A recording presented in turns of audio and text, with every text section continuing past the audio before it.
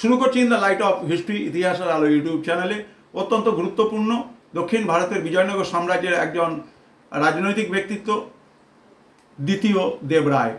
সেই দ্বিতীয় দেবরায়কে বিদেশি পর্যটকরা কীভাবে দেখছেন? পর্তুগিজ পর্যটক নুনেজ লিখেছেন যে দ্বিতীয় দেবরায় কুইলান, শ্রীলঙ্কা, পুলিকট, পেগু এবং তেনাসারিম অঞ্চল দখল করেছিলেন এবং এখান থেকে তিনি কর পেতেন। আজকের দিনের পেগু বলতে গেলে আমরা ব্রহ্মদেশ বা মায়ানমারকে বুঝি এবং তেনাসারিম বলতে গেলে আমরা মালয় অঞ্চলকে বুঝে থাকি।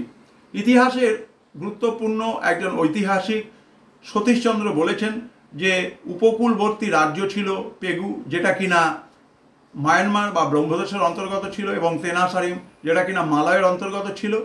মৈত্রীর নিদর্শন হিসেবে দ্বিতীয় দেবরায়কে ফিউডিটারি ট্যাক্স দিতে থাকতো বা করদ রাজ্য হিসেবে কর দিত। ইতালির পর্যটক নিকালো কন্টি এবং পারসিক দূত আব্দুর রাজ্জাক তার রাজত্বকালে বিজয়নগরে এসেছেন এবং আব্দুল রাজ্জাক ও নিকালো কন্টি উভয়েই বিজয়নগর সাম্রাজ্যের সমৃদ্ধির বর্ণনা দিয়েছেন। তা ইতিহাসের একটা গুরুত্বপূর্ণ উপাদান হিসেবে সবার কাছে সমাদৃত হতে পারে। In the light off history ইতিহাসের ইউটিউব চ্যানেলে, ইতিহাসের আলোয় এই ইউটিউব চ্যানেলে তোমাদের জন্য ভিডিও নিয়ে নতুন নতুন এপিসোড।